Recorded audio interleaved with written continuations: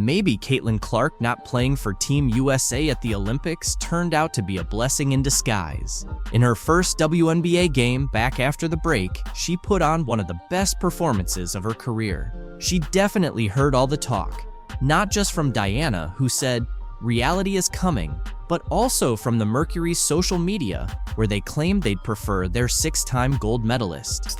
Reality is coming. You look superhuman playing against 18-year-olds, but you're gonna come with some grown women that have been playing professional basketball for a long time. I'm taking Paige. Next question. So if you had the #1 pick this year, you would take Paige over Caitlin? Absolutely. I'd be curious to know if they still agree after this game, because reality has definitely set in. Caitlin Clark might just be the best point guard in the WNBA. Diana Taurasi learned that the hard way, and you'll see why in this video.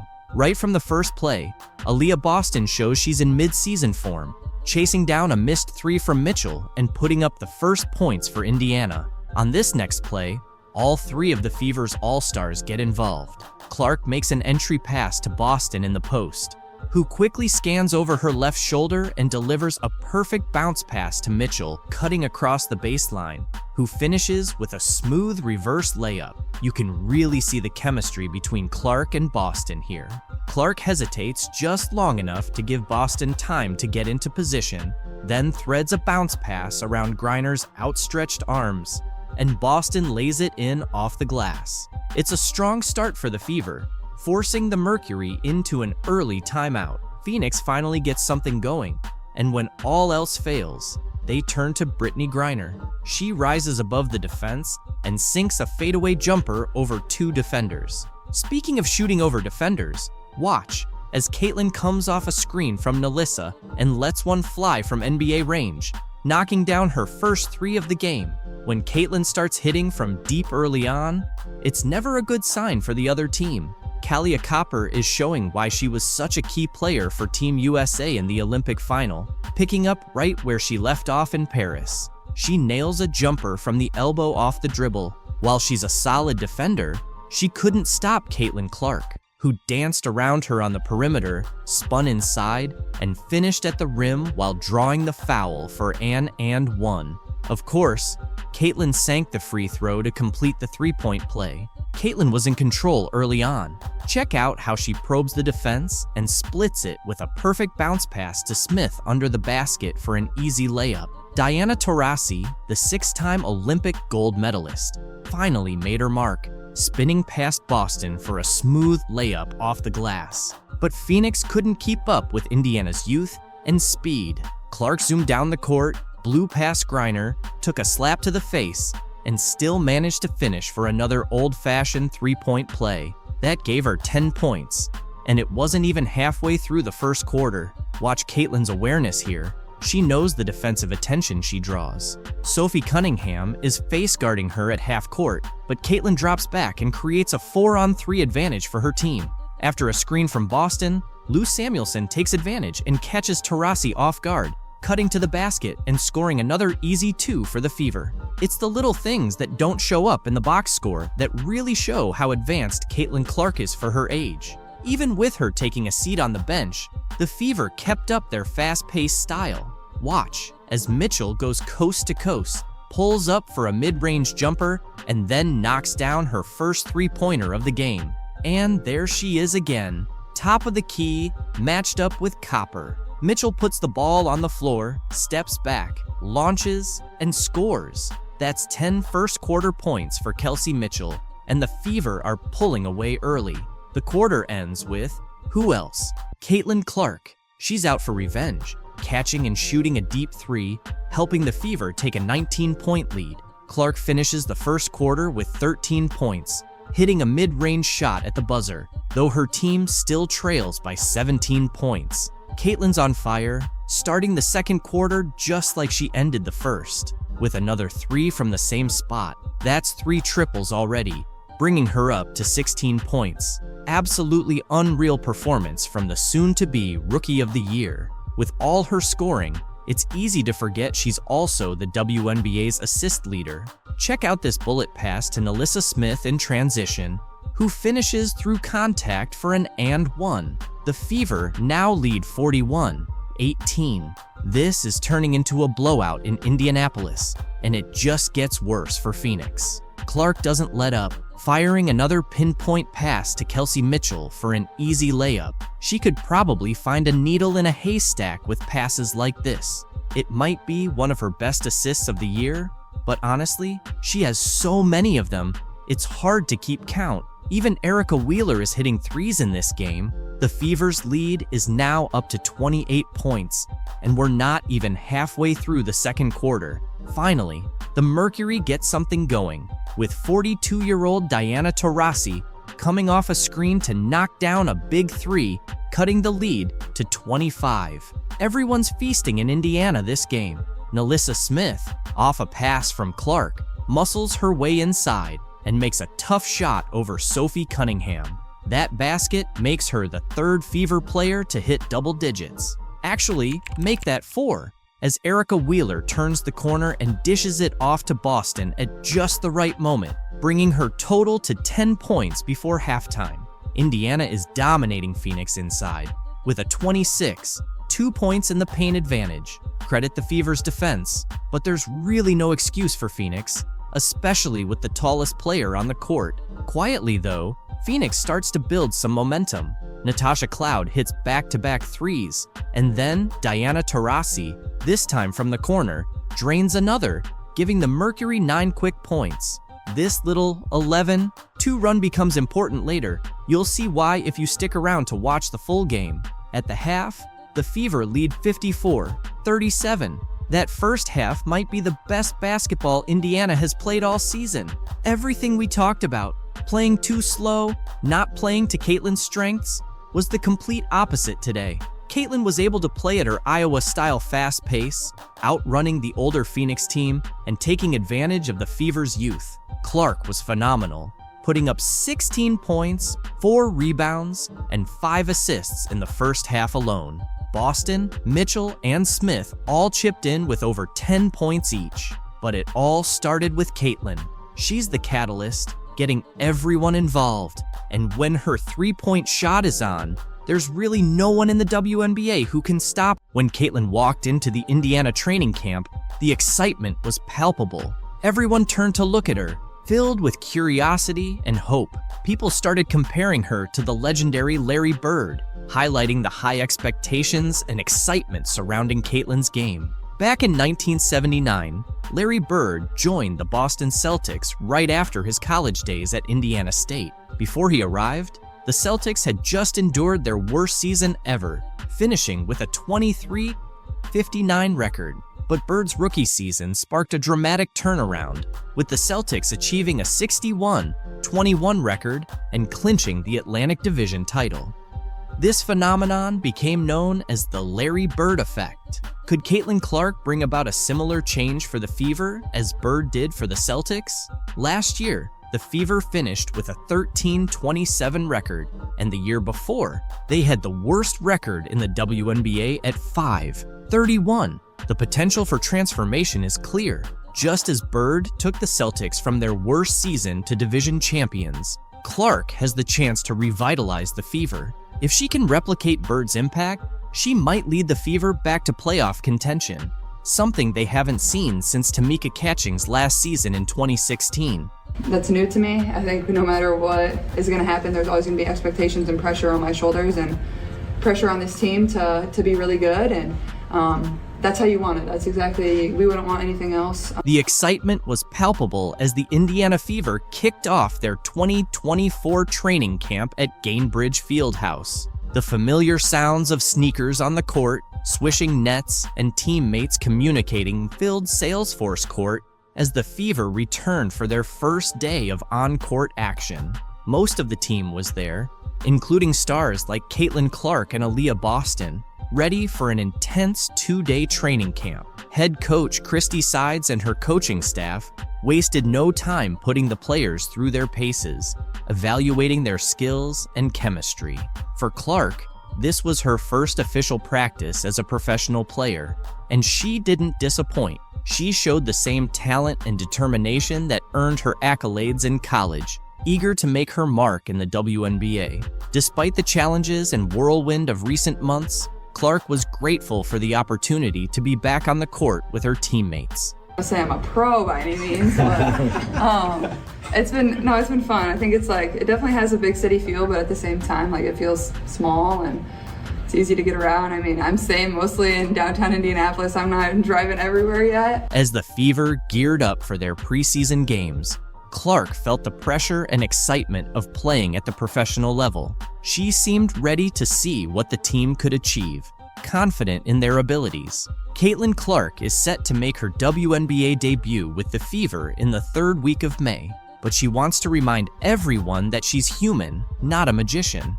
As the top pick in a highly anticipated WNBA draft class, the weight of expectations is heavy, but she's handling it well. She's urged people not to expect miracles right away, emphasizing the importance of giving herself grace as she transitions to the pros. Clark acknowledges that perfection isn't realistic and that there will be challenges. She's not aiming to score 40 points per game from the start. Instead, she plans to learn from her teammates, enjoy the journey, and stay true to herself. The excitement around Caitlin is so strong that even her workout sessions have become viral sensations. During her first Indiana Fever workout on Tuesday, a 15-second clip of her shooting around quickly gained traction online. As the #1 pick in the recent WNBA draft, Clark showed her skills by going a perfect 5 for 5 in the video. This impressive performance follows her remarkable college career, where she became the NCAA's all-time leading scorer with 3,951 points at Iowa. Fever's training camp has captivated fans more than ever. During a scrimmage, Caitlin impressed everyone by dribbling past a male player and nailing a three-pointer.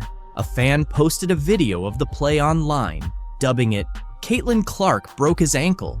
Due to how she faked out her opponent, teammate Erica Wheeler cheered her on with a playful "bye-bye boy" as the guy tried to keep up and nearly twisted his ankle. Dick's Sporting Goods even chimed in on social media, praising Erica for her support. Erica, who has been playing in the WNBA for 9 years, has been a big fan of Clark's from day one. Despite being a star and the top pick by the Fever from Iowa, Clark is still considered a rookie. Erica noted, "She's one of the best players in the world right now, but she's so humble. She's always asking for advice and trying to improve." Clark understands there's a big difference between college and professional basketball, but she's ready for the challenge.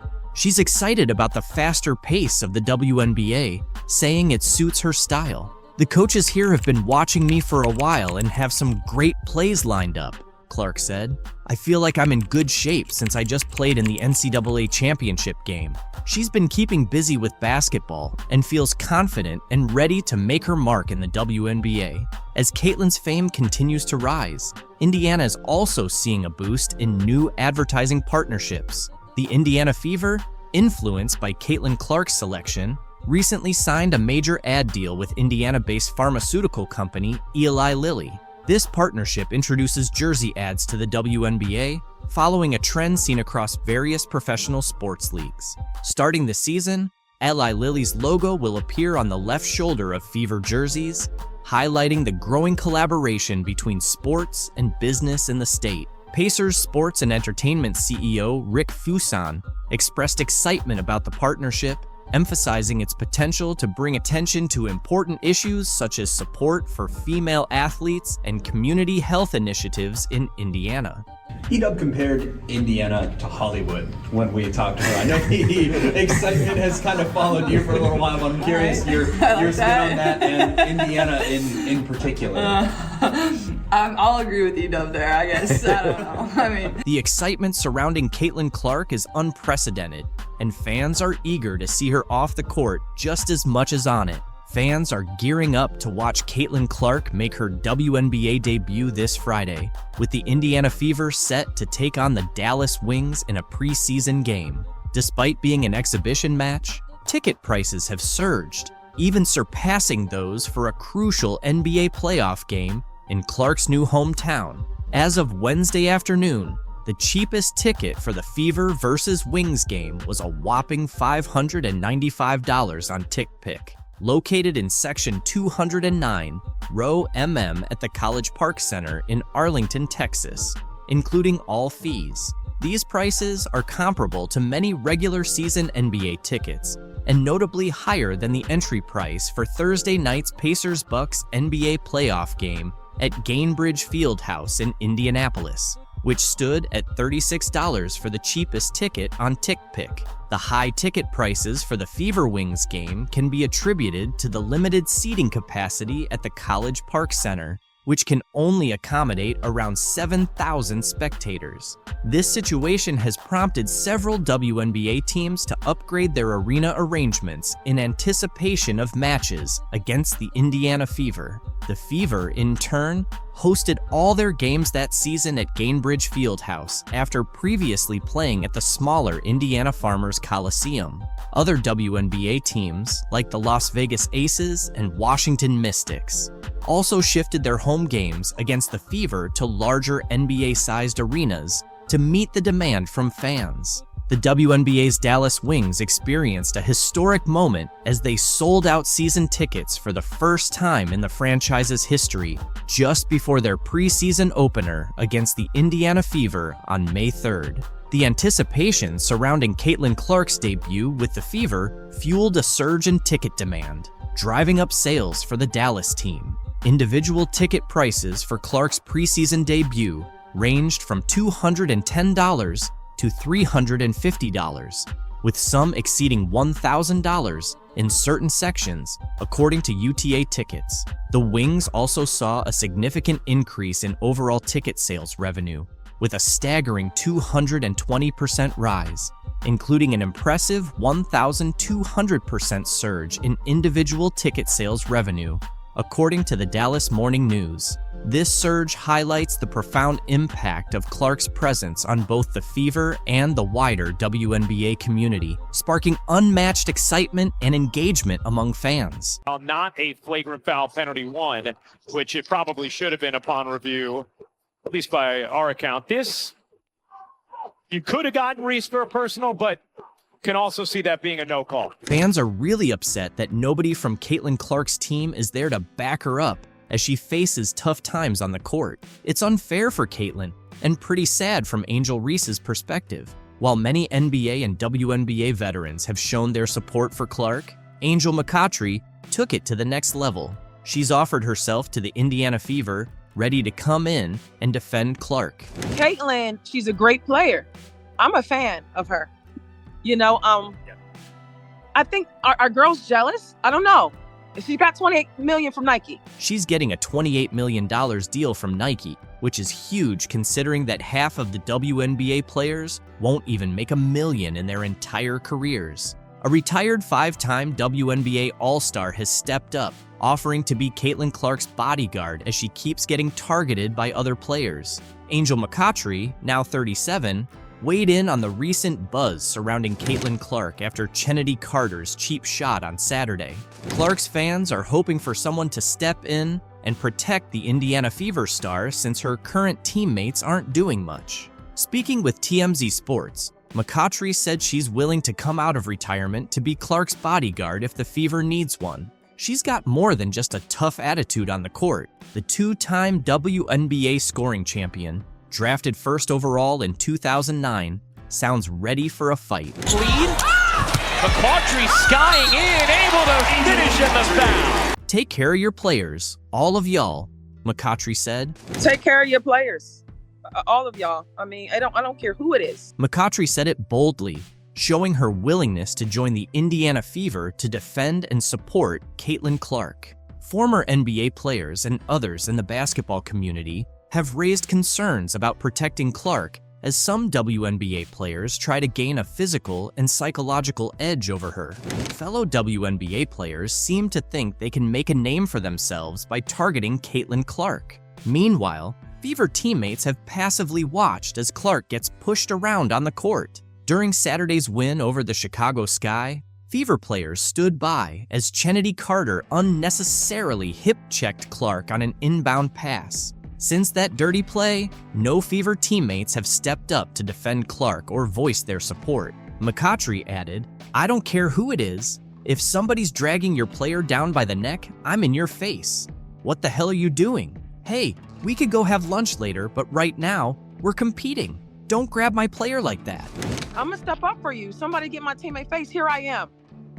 Why is that happening, Angel? After receiving a lot of criticism from fans and veterans like McCautry, Indiana Fever players have shown their intent to fiercely defend rookie sensation Caitlin Clark. They've been facing a whirlwind of opinions accusing them of not safeguarding their star player. The #1 pick in the recent WNBA draft has endured a lot of physical play, sparking debates over her teammates' protective efforts. Kelsey Mitchell, one of the team's leaders, addressed these criticisms head-on after a recent practice, stating, "At the end of the day, not only is she human, but she's a 22-year-old kid. There are certain things she's going to experience over time," Mitchell said. She deserves to give herself some grace, and I think a lot of people around this world should too. And I think that at the end of the day, not only is she human, she's a 22-year-old kid. It's our job as a team to make sure she's covered from a standpoint of feeling mentally and physically safe. Obviously, we want her to feel at home all the time, stressed Mitchell. She's going to transition. There's going to be things that she's just going to experience that comes with time. And I think that the world should give her some grace. I really do. And I think that's our job as a team to make sure that she's covered from the standpoint of feeling mentally and physically safe, obviously. But psychologically, we want her to, at the end of the day, she got to go home and sleep. So that's our deal. We want her to feel at home all the time. The backlash intensified after a controversial incident involving Chicago Sky's Chennedy Carter during a heated game. Carter shoved Clark to the ground, and the Fever players were criticized for their slow response and lack of confrontation towards Carter's antics. Angel Reese and other Sky members even applauded the cheap shot, highlighting the contrasting reactions between the two teams. This behavior has alarmed many, including politicians. Indiana Representative Jim Banks is demanding answers from the WNBA to ensure Clark is protected from such incidents. Banks sent a letter to Kathy Engelbert, the WNBA commissioner, seeking details on the league's plans to safeguard Clark. In his letter, Banks praised the increased fan interest in women's basketball that Clark has generated before referencing Carter's seemingly unprovoked foul. He also mentioned that the foul was visibly cheered on by Carter's teammate Angel Reese. While acknowledging the state's familiarity with tough basketball, Banks described the incident as a cheap shot that could have resulted in an injury and should not be tolerated. He criticized the lack of punishment for Carter beyond a retroactive upgrade to a flagrant foul and some unrelated fines for missing media appearances. To Banks, this indicates that the WNBA isn't holding hostile players accountable or enforcing their own rules of sportsmanship. Banks posed several questions to the commissioner, including what steps the WNBA is taking to curb excessive physical targeting of specific players, whether individual organizations will be held responsible for allowing players with histories of violence to target their competitors, and if repeatedly diminishing fellow players' talents benefits the league's overall success. He also asked if it is inspiring to young female athletes to see players like Caitlin Clark physically targeted for their success. There's no question that many WNBA players have struggled to hide their resentment towards Clark for the attention and money she generates through endorsement deals. The WNBA's only hope of achieving lasting relevance in the broader sports landscape is by creating and sustaining stars. Clark is essentially the first star of this magnitude the league has had in years, if not ever. It is not in the league's best interest to allow other players to target her, especially if that targeting leads to injury. Banks' questions are crucial, and the WNBA's answers may be even more so. What an incredible talent she is, 2 Final Fours, leading scorer, history of college basketball. So I look forward to watching her ongoing development in the league. But the response to this letter from the WNBA commissioner is epic. Speaking at his usual press conference ahead of the NBA Finals on Thursday, League Commissioner Adam Silver addressed the flagrant foul by Chicago Sky guard Chennedy Carter on Indiana Fever player Caitlin Clark last weekend. He called it a welcome to the league moment, adding that it's nothing new in basketball. It's nothing new in basketball that there's sort of welcome to the league moments. Carter's off-ball foul against Caitlin Clark on Saturday has sparked an outcry from critics, who argue that Carter appeared to go out of her way to throw her hip and shoulder into Clark, who had her back turned and fell to the ground after the foul. Silver addressed a wide range of topics, including Clark's rising stardom in the league, the future of the WNBA, and an upcoming media rights deal. Of course, I want to see Caitlin Clark treated fairly and appropriately in the league, Silver told reporters. I would say it seems like she can take care of herself. She's a tough player. Of course, I want to see Caitlin treated fairly and appropriately in the league. I would say it seems like she can take care of herself. She's a tough player.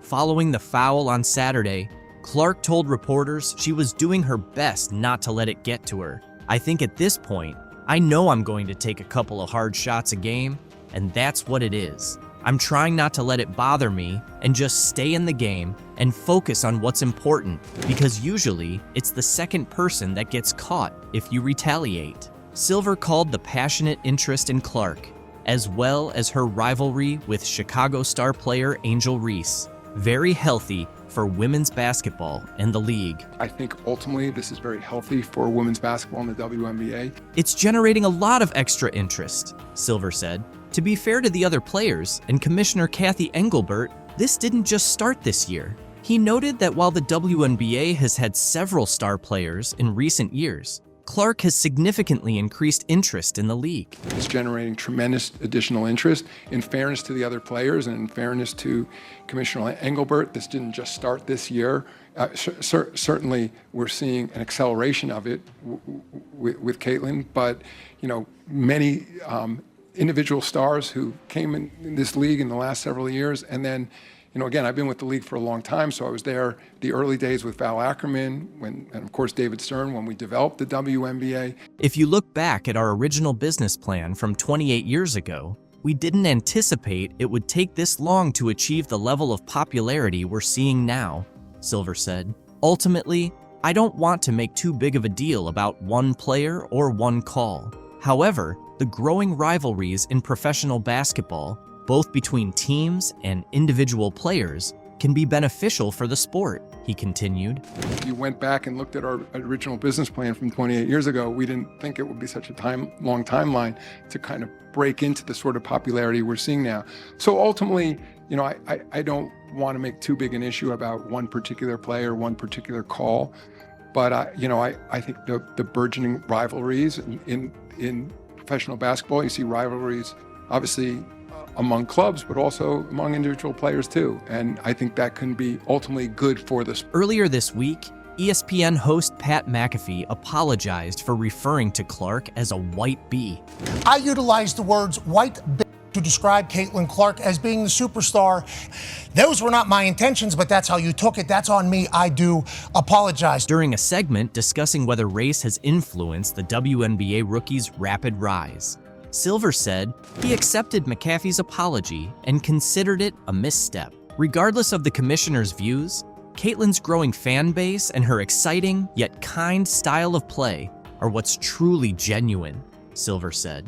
This is what basketball fans want. Women's basketball enthusiasts are now Caitlin's fans because she's brought the sport to a place where everyone is talking about it. And here is the women's basketball world choosing to reject the attention that is finally coming their way by rejecting Caitlin Clark. The WNBA has really missed out by passing on Caitlin Clark.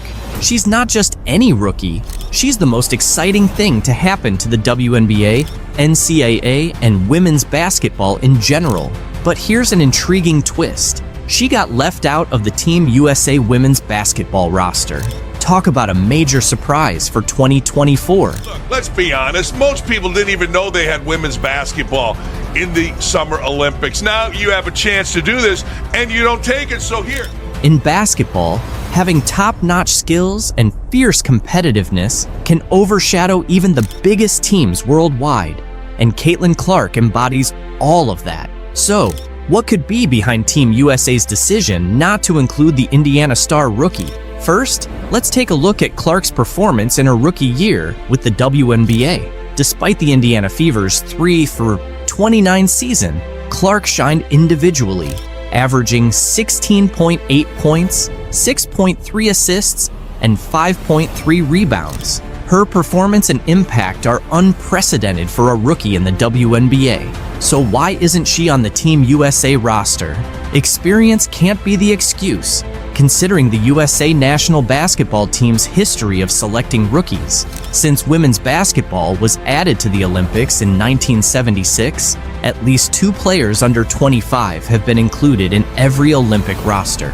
The youngest ever to play for the USA women's team was Nancy Lieberman at 18 in 1976. In the Tokyo Games, the youngest were Asia Wilson and Nafisa Collier, both 24. Additionally, there's a precedent for including the top WNBA draft pick in Olympic years, such as Diana Taurasi in 2004, Candace Parker in 2008, and Breanna Stewart in 2016. The U.S. team didn't include Ndamukadi Agwumaike in the lineup back in 2012, even though she was with Los Angeles and now Seattle. Now, Caitlin Clark finds herself in a similar situation. During her time at Iowa, Clark became the Division I career scoring leader for both men and women, finishing with 3,951 points. She also reached the national championship game in both her junior and senior years. Look, let's be honest. Most people didn't even know they had women's basketball in the Summer Olympics. Now you have a chance to do this, and you don't take it, so here. However, selecting Clark would have meant more than just highlighting her story. It would have introduced Olympic viewers and readers, many of whom aren't avid sports fans or haven't seen a women's Olympic basketball game, to the entire U.S. team. If you hadn't seen Breanna Stewart in her previous Olympic appearances, you would have tuned in this summer because of Clark's star power. The same goes for Brittany Griner. If she's healthy, she won't be there, and thus, many fans won't follow, as they usually don't. Imagine the global interest Clark could have generated, with reporters and fans from around the world watching her make stunning plays and signing autographs. Little girl in Europe and Africa might have been just as captivated as those in the USA. It all comes down to USA Basketball, whose mission is to promote, grow, and elevate the game at all levels. Missing out on representing your country in the Olympics is undoubtedly disheartening, and Caitlin Clark likely felt that way when she learned she hadn't made the 12-player roster for the Paris Games. On Sunday, Caitlin Clark and Fever coach Christy Sides addressed the news for the first time since it was announced that the top overall pick didn't make Team USA's final roster for the 2024 Olympics in Paris next month. Clark maintained her usual calm demeanor when reacting to the news, but Sides revealed her star's immediate response. Clark got the call while on the bus and texted Sides to share the news. Sides tried to keep her spirits up, and Clark's reaction was, "Hey coach, they woke a monster," which Sides found impressive. Clark noted that the team's mix of talent and experience, none of the players being younger than 26, was a key factor in her not making the roster. Despite this, Clark expressed enthusiasm for the players who did make the team. She said, "I'm excited for the girls on the team. I know it's the most competitive team in the world, and it could have gone either way, with me being on the team or not. I'll be rooting for them to win gold. Watching the Olympics has always been a dream for me, and this just adds motivation. Hopefully, in 4 years, I can be there." Clark was invited to the most recent training camp in April, which would have been her first chance to work with the senior national team, but she couldn't attend due to the Final Four. Nonetheless, she gave herself a strong chance with a standout rookie season. However, she has faced challenges with the physicality of the game and leads the league in turnovers, averaging 5.6 per game. These issues, along with the talent and experience of the players ahead of her, seem to be the reasons she didn't make the final roster. According to Christine Brennan of USA Today, Team USA veterans were concerned about how Clark's large fan base might react if she were chosen, but received limited playing time. Clark didn't go into details about the decision, but mentioned that USA Basketball called her to deliver the news before it was publicly leaked on social media. On the bright side, Clark will finally get a break when the WNBA takes a pause for the Olympics. She's been playing almost non-stop since her senior season at Iowa started in October. Once the Fever finish their pre-Olympic schedule on July 17th, they won't play again until August 16th. "I'm really looking forward to a break," Clark said. "I've loved every second of competing, but it will be great to rest, get healthy, and take a bit of time away from basketball. It'll be nice to find some peace and quiet for myself." There's a slight chance Clark could still join the team as an injury replacement. Notably, Chelsea Gray, who was selected, hasn't played in 8 months due to a foot injury, and it's unclear when she'll return. As one of the top playmakers, Clark could be next in line if Gray isn't back in time. However, Clark is focusing on the Fever and their effort to climb out of the 11th seed. "If USA Basketball needs something, I have a good relationship with them. But the 12 players they've selected are really great," Clark said. "I think they're in good hands. Cheryl Reeve is a great coach, and the selection committee did a really good job." Some media personalities suggest that not making Team USA could turn out to be a blessing in disguise for Clark. Jamel Hill, formerly of ESPN, suggested that not competing for the gold medal might actually be beneficial for Clark. In just a few weeks, Clark transitioned from college basketball to becoming a professional and dealing with a demanding schedule. A multi-week break could be just what she needs, Hill mentioned in an X post. Clark had almost no offseason.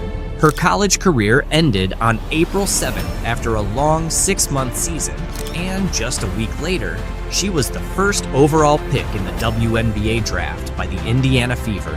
She started practicing almost immediately, with the Fever's preseason beginning 11 days before the WNBA season kicked off on May 14th. The WNBA season will take a nearly month-long break for the Olympics, with the Fever off from July 18th to August 15th. This will be the longest gap between games for Clark. For what feels like forever, the WNBA has been constantly criticized and mocked. Yeah, I don't know. I don't like the WNBA just because it's not good. Basketball fans have poked fun at the empty championship parades and laughed at the small MVP trophies that looked like they came from a dollar store. Some even fell asleep while sitting courtside at games. Online, jokes circulate like, "I'm so mad. I had 2 WNBA tickets in my car, and today someone broke in, and now I have 4 WNBA tickets." You get the idea? The WNBA's image and reputation have been less than impressive. The WNBA officials expanded to 10 teams this week, adding franchises in Detroit and Washington, D.C. But before you get too excited about the new additions to the league, remember, all of the players are still women. Honestly, as a diehard NBA fan, the only WNBA trade that ever grabbed my attention was when Brittany Griner was exchanged for the Merchant of Death. It might sound harsh, but I'm just trying to highlight the fact that the WNBA has been so under the radar that even big basketball fans like me hardly hear about it. Lately, though, that seems to be shifting. Lately, it seems like everywhere I turn in the basketball world, it's all about Caitlin Clark. Even during the 2024 NBA Finals, her name kept popping up. As a basketball fan, you just can't avoid hearing about her. After watching her games, reading articles, and listening to her interviews, it's clear why the hype is real. Her shooting is unbelievable, and the rest of her game is just as impressive. People are calling her the female Steph Curry, while others compare her to the legendary Pistol Pete Maravich. Before she even set foot in the WNBA, she was already being mentioned alongside some of the greatest names in the sport. Right now, she's completely changing the landscape of women's basketball, and many believe she's the most groundbreaking women's player of all time. In a league that's been struggling financially since its start, she's probably the only player who can truly draw fans and fill stadiums, boosting revenue along the way. You just really 17,000 people at the game yesterday, bro. And listen, at 10:30 in the morning. God damn. Matinee. Her story right now reminds me a lot of Ronda Rousey, the former UFC champion who put women's MMA on the map when no one was paying attention. From that perspective, the WNBA should be incredibly thankful because they finally have a chance to step out of the shadows and into the spotlight. Yet, instead of embracing her, they're attacking, bullying, and doing everything they can to corner and shut her down. Why is that? Why is the WNBA openly going after their star player, the one person who has a real shot at transforming their sport? Up in time, Clark for the win! This is why Caitlin Clark will go down as one of the best to ever play the game. To understand why some WNBA players are turning against Caitlin Clark, we first need to take a closer look at the league's culture. About 7 years ago, a former WNBA champion and top draft pick revealed that she was bullied within the league due to her sexual orientation and popularity. In her own words, she said, "I wanted to play 2 more seasons of WNBA, but the experience wasn't good for my mental health. I didn't like the culture in the WNBA, and without saying too much, it was toxic for me. It broke my spirit." Following her statement, many WNBA players denied the claims, saying her experience was personal and didn't represent the league as a whole. While their point might be fair, her story becomes more believable when you start adding up other examples.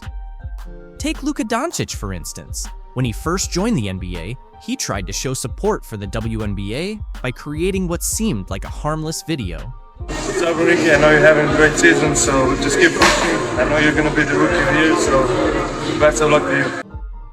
The video Luka Doncic created was completely harmless and, if anything, leaned towards being positive. The WNBA could have either thanked him or just stayed silent if they didn't agree with it. Instead, the Minnesota Lynx responded harshly with a tweet saying, "Says a guy who hasn't been to a WNBA game all season but got sent a jersey and recorded a scripted video." The tweet is still up if you want to find it. It was never deleted. This reflects a broader mindset within the WNBA. Another recurring issue is that the league has often complained about pay, arguing they deserve higher salaries simply because NBA players earn so much.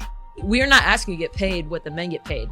We're asking to get paid the same percentage of revenue shared. Okay. Do you know what I'm Got saying? it.